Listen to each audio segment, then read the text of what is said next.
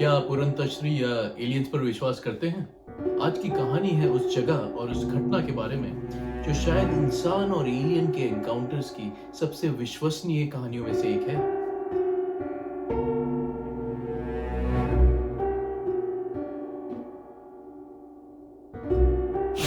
Hello दोस्तों, आज की कहानी में आपका स्वागत है। आज की कहानी है अमेरिका के स्टेट यूटा में स्थित एक रैंच के बारे में, जिसको बहुत से विशेषज्ञ धरती की सबसे पैरानॉर्मली एक्टिव जगह मानते हैं। कुछ विशेषज्ञों के हिसाब से स्किन वॉकर रैंच धरती पर एलियंस का फेवरेट स्पॉट है। और सबसे पहले, अगर आपको अनोखी, अद्भुत या ट्रू क्राइम स्टोरीज पसंद हैं तो इस चैनल को अभी सब्सक्राइब कर लीजिए, क्योंकि यहाँ मैं इसी प्रकार की स्टोरीज आप तक हिंदी में लाता रहूंगा। स्किन वॉकर रैंच करीबन 500 एकड़ बड़ी जमीन है और इसको 100 सालों में कई परिवारों ने ओन किया है। इसके इस अजीबोगरीब नाम के पीछे भी एक बहुत ही भयंकर इतिहास है। माना यह जाता है कि नवाहो कल्चर में स्किन वॉकर वो भयंकर आत्माएं होती हैं जो किसी को भी हानि पहुंचाने के उद्देश्य से कोई भी रंग या कोई भी रूप धारण कर लेती हैं, फिर चाहे वो किसी इंसान का रूप हो या किसी जानवर का।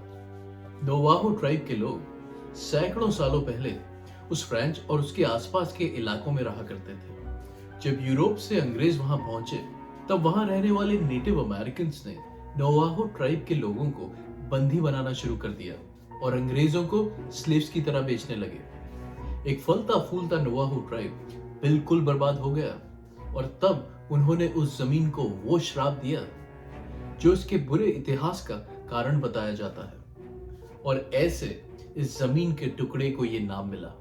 करीब 60 साल तक इस जमीन पर एक परिवार रहा जिनके बारे में कोई भी ज्यादा कुछ नहीं जानता। और फिर यकायक सन 1987 में ये लोग उस रैंच को छोड़ कहीं और चले गए। करीबन 7 साल तक ये रैंच खाली रहा। उसके बाद टेरी और ग्वेन शर्मन ने वो रैंच और उस पे बना खूबसूरत घर मार्केट से कम दामों पे पहले ओनर्स से खरीद लिया। शर्मन परिवार के लिए ये सपनों का घर था। रैंच की उत्तरी ओर पर हरे भरे खूबसूरत घने जंगल थे और उसी प्लॉट पर एक प्राइवेट नहर भी बहा करती थी और सर के ऊपर खुला जगमगाता आसमान। इस परिवार के लिए इस घर को खरीदना सपना सच होने जैसा था। 500 एकड़ में बना यह रैंच शर्मन परिवार के लिए एक बहुत बड़ा मौका लेकर आया था, अच्छा जीवन व्यतीत करने का और अपने बिजनेस को नई ऊंचाइयों तक ले जाने का। अफसोस ये कि तब तक उनको अंदाजा भी नहीं था कि आने वाले दिन इस घर में उनके लिए कितने भयंकर होने वाले हैं। टेरी बताते हैं कि जब पहली बार वो उस रैंच को देखने गए तो एक बात उनको और उनकी पत्नी को जरूर खटकी थी। उस घर के हर दरवाजे और हर खिड़की पर, जिसमें अंदर के दरवाजे भी शामिल थे, वहां बड़े बड़े ताले लगे हुए थे और घर के हर बाहरी दरवाजे पर लोहे की जंजीरें बंधी हुई थी, जो जरूर बड़े सिक्योरिटी डॉग्स के लिए रही होंगी। परिवार ने बूढ़े दंपतियों को अति सुरक्षात्मक या ओवर प्रोटेक्टिव प्रवृत्ति का मानकर इस बात को बिल्कुल नजरअंदाज कर दिया। शर्मन परिवार को पहली अनोखी घटना का अनुभव करने में ज्यादा वक्त नहीं लगा। पहले दिन जब शर्मन परिवार अपना ट्रक लेकर इस नए घर तक पहुंचे और अपना सामान उस ट्रक से अनलोड कर रहे थे, तभी रैंच के दक्षिण में उनकी नजर एक भेड़िए पर पड़ती है। वो भेड़िया धीरे धीरे उनकी तरफ बढ़ता नजर आ रहा था। भेड़िया कुछ एस शेप का रास्ता ले उनकी तरफ धीरे धीरे बढ़ रहा था। टेरी बताते हैं कि उस भेड़िए की आंखें बिल्कुल लाल और बहुत पैनी थीं। भेड़िया अभी तक किसी खतरे का संदेश नहीं दे रहा था। हालांकि जब ये भेड़िया रैंच में लगे फेंस के करीब आता है, तब पहली बार इस परिवार को अंदाजा होता है कि ये कोई आम भेड़िया नहीं है, बल्कि करीबन 6 फुट लंबा और बहुत ही ऊंचा भेड़िया है। टेरी का परिवार एक किसान परिवार था और इस तरह की समस्या से निपटना वो बखूबी जानते थे, इसलिए परिवार में अभी तक कोई घबराया नहीं था। ये भेड़िया अपनी पूंछ हिला रहा था जैसे कोई पालतू कुत्ता हो और एक दोस्ताना संदेश देता हुआ ये भेड़िया परिवार के बिल्कुल साथ आके खड़ा हो जाता है। टेरी के पिता इस भेड़िए का सर, जो उनके कंधे से बहुत ऊंचा था, वो बहुत प्यार से सहलाते हैं और ये जानवर परिवार को बिना कोई नुकसान पहुंचाए थोड़ा और आगे बढ़ जाता है। तभी टेरी की नजर उनकी भेड़ों पर पड़ती है और वो उस भेड़िए को उनकी 4 गाय के बछड़ों की तरफ बढ़ता देखकर पहली बार घबराते हैं। इससे पहले कि टेरी कुछ कर पाते, वो भेड़िया एक छलांग कूदकर बछड़े की गर्दन अपने जबड़े में दबा लेता है।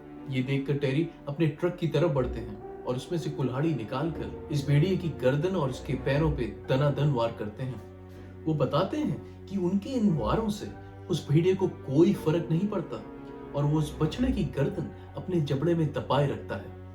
और फिर टेरी अपने लड़के को आवाज लगाते हैं और उसे अपने घर से हाई पावर्ड शॉटगन लाने को कहते हैं। टेरी ने अपनी शॉटगन से उस भेड़िए पर 2 गोलियां दागी, पर इस भेड़िए पर उसका कोई असर नहीं हुआ और फिर तीसरी गोली उन्होंने भेड़िए के दिल पर मारी, जिसके लगने पर वो भेड़िया बछड़े को छोड़ 2 कदम पीछे हटता है।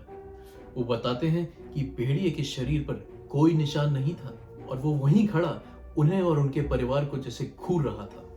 टेरी को अपनी आंखों पर बिल्कुल भरोसा नहीं हो रहा था।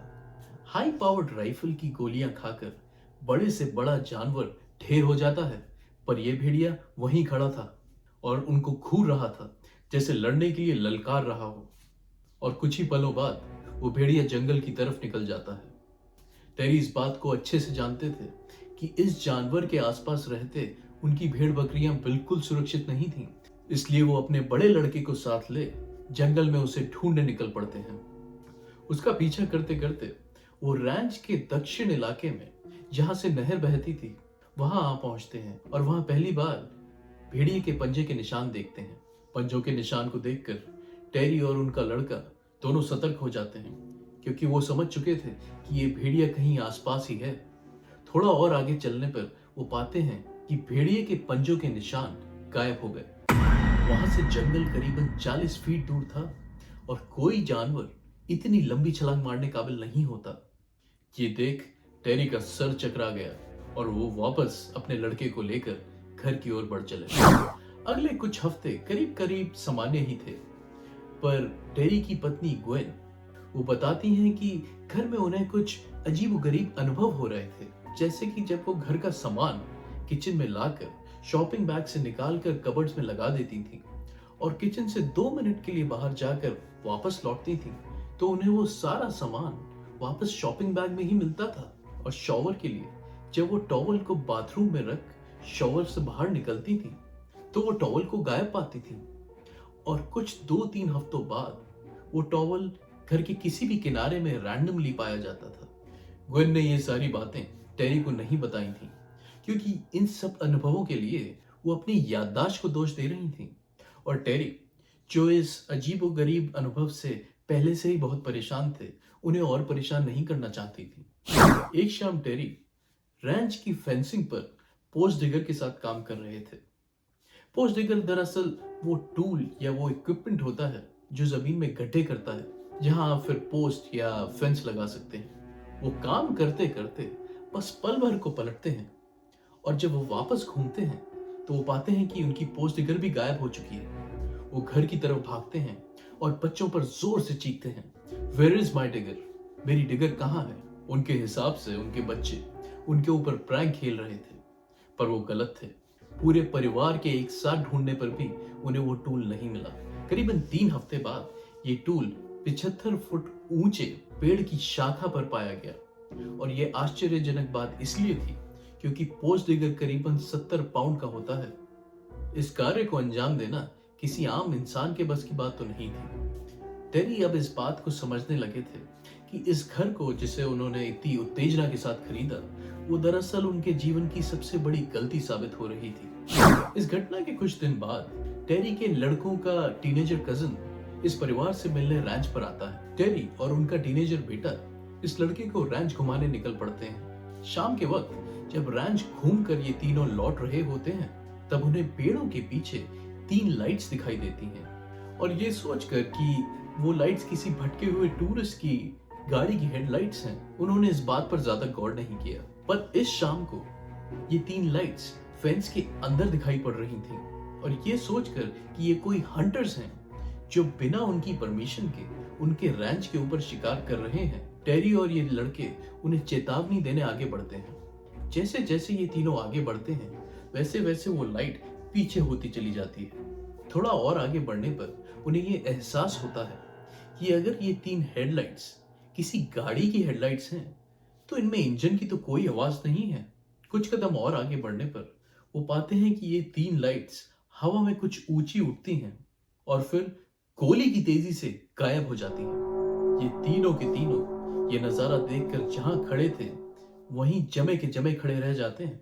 पतझड़ के मौसम के आते इस तरह की लाइट्स का रैंच पर दिखना बहुत आम बात हो चुकी थी। दरअसल ये वो वक्त था जब टेरी नई ब्रीड की, बेहतरीन ब्रीड की गायें और भेड़ें खरीद कर अपने रैंच पर ला रहे थे।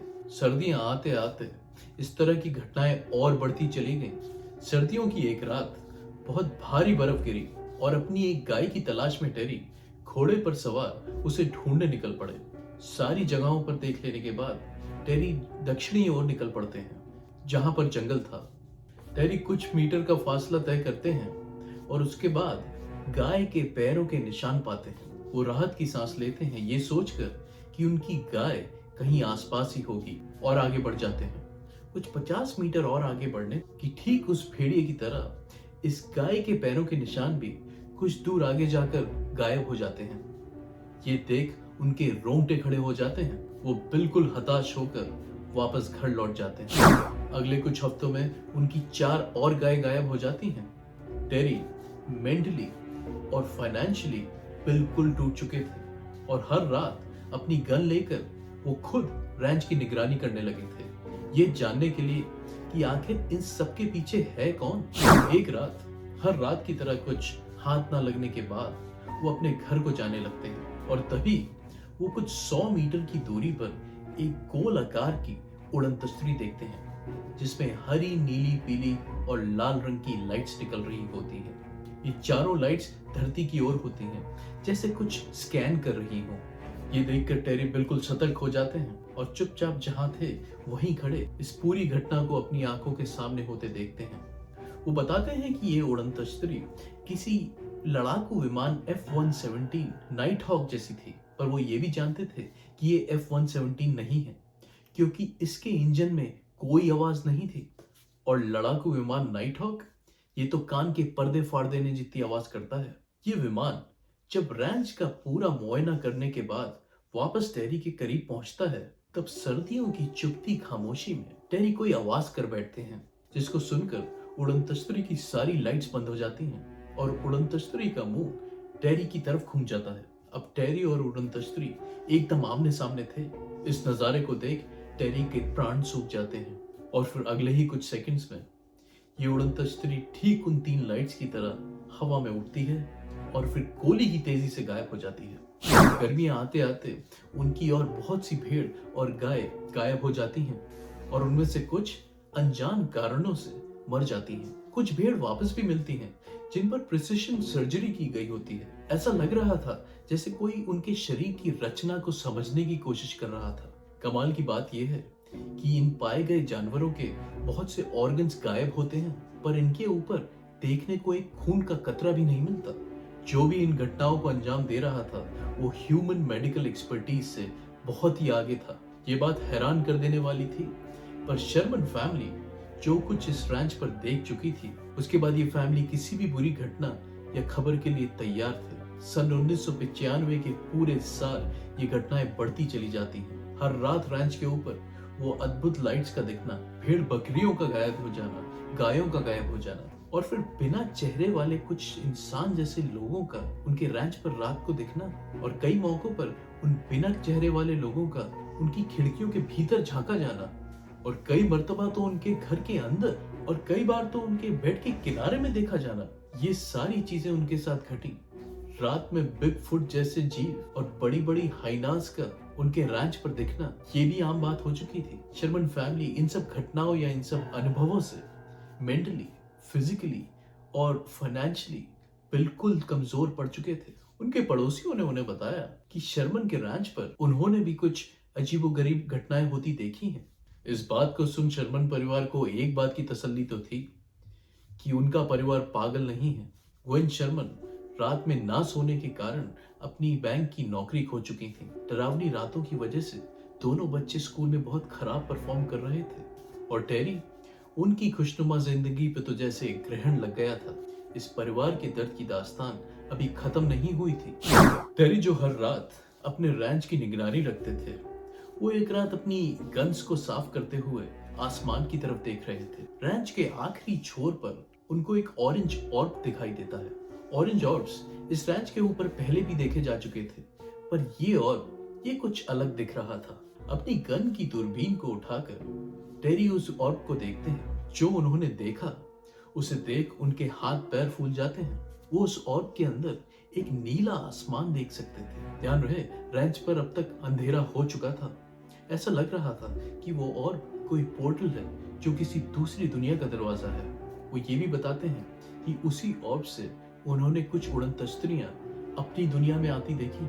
शर्मन परिवार बताते हैं कि सबसे बुरे थे वो नीले रंग के ऑर्ब्स जो बहुत कम दिखते थे, पर जब भी दिखाई देते थे तो शरीर और मन में बहुत गहरा तनाव पैदा कर देते थे। उन ऑर्ब्स को देखने वाला बेहद डरा हुआ महसूस करता था और उस ऑर्ब्स को देखकर शरीर बीमार सा लगने लगता था। ये रैंच के ऊपर किसी भी और अनुभव से ज्यादा भयंकर था। गर्मियों की एक रात टेरी फिर से रैंच के एक छोर पर कुछ लाइट्स देखते हैं। दुर्भाग्य से ये वही नीली लाइट्स थी जो टेरी के अंदर डर भर देती थी। पर उस रात उनके 3 बेहतरीन हंटिंग डॉग्स उनके साथ थे जो उस लाइट्स को देखकर भौंक रहे थे। टेरी समझ गए थे कि नीले ऑर्ब्स का इन कुत्तों पर कोई प्रभाव नहीं है और ये देख टेरी उन तीनों कुत्तों को उस लाइट्स की दिशा में छोड़ देते हैं। टेरी मन ही मन मुस्कुरा रहे थे। उन्हें ऐसा लग रहा था कि जैसे ये शायद उनकी पहली जीत है, क्योंकि उनके कुत्ते उन लाइट से बिल्कुल भी नहीं डर रहे थे। टेरी अपने कुत्तों को उस जंगल में घुसते हुए देखते हैं और फिर कुछ पलों बाद एक दबी हुई भौंकने की आवाज सुनकर सब कुछ दोबारा खामोश हो जाता है। टेरी ये देखकर बहुत डर गए थे और करीबन 2 घंटे बाद कुछ हिम्मत जुटाकर वो अपने कुत्तों को ढूंढने उस जंगल में निकलते हैं। जो वो वहां देखते हैं उसे देखकर उनके प्राण सूख जाते हैं। 3 कुत्तों की बजाय मिलती है उनकी राख, जैसे किसी हाई पावर्ड लेजर से उन तीनों कुत्तों को भून दिया गया हो। और ये घटना ताबूत के उस अंतिम कील की तरह थी जिसके बाद टेरी रैंच को छोड़ने का निर्णय ले लेते हैं। टेरी अच्छे से जानते थे कि उनका ये निर्णय उन्हें फाइनेंशियली बर्बाद कर देगा, पर वो उसके लिए तैयार थे। सौभाग्य से उसी दौरान रॉबर्ट बिजलो नाम के एक बिलियनर जो स्ट्रेंज और पैरानॉर्मल में बहुत ज्यादा रुचि रखते थे, बहुत ही क्वालिफाइड साइंटिस्ट की टीम तैयार कर रहे थे जिसका नाम था नेड्स। मिस्टर बिजलो स्किनवॉकर रैंच के बारे में बहुत कुछ सुन चुके थे और अपनी इस नई टीम को वहां इन्वेस्टिगेशन के लिए भेजना चाहते थे। उन्होंने वो रैंच शर्मन परिवार से $2 लाख देके 1996 में खरीद लिया और अपनी उस टीम को इन्वेस्टिगेशन के लिए वहां भेज दिया। उनके इस इन्वेस्टिगेशन प्रोजेक्ट पे कई डॉक्यूमेंट्रीज बन चुकी हैं और कई किताबें भी लिखी जा चुकी हैं। आश्चर्य की बात यह है कि उनकी टीम ने जब भी कुछ ऐसा रिकॉर्ड करना चाहा या फिर उस लैंड पर खुदाई करने की कोशिश की जो उस लैंड पर होने वाली अजीबोगरीब घटनाओं का कारण बता सकती थी, तब उनके सारे इलेक्ट्रॉनिक इक्विपमेंट्स एकदम बंद पड़ जाते थे। बिजलो इस बात से पूरी तरह सहमत हैं कि इस रैंच पे जरूर कुछ ना कुछ तो ऐसा है जो इसे धरती की सबसे पैरानॉर्मली एक्टिव जगह बनाता है और उसी वजह को जानने के लिए वो अपनी इन्वेस्टिगेशन को जारी रखे हुए हैं। अगर आप स्किनवॉकर रैंच के बारे में और जानना चाहते हैं तो मैं वीडियो के डिस्क्रिप्शन में कुछ लिंक्स दिए दे रहा हूँ। आज के लिए बस इतना ही। कमेंट्स में लिखकर मुझे जरूर बताइएगा कि ये कहानी आपको कैसी लगी और इसे लाइक, शेयर और सब्सक्राइब करना ना भूलिएगा। धन्यवाद।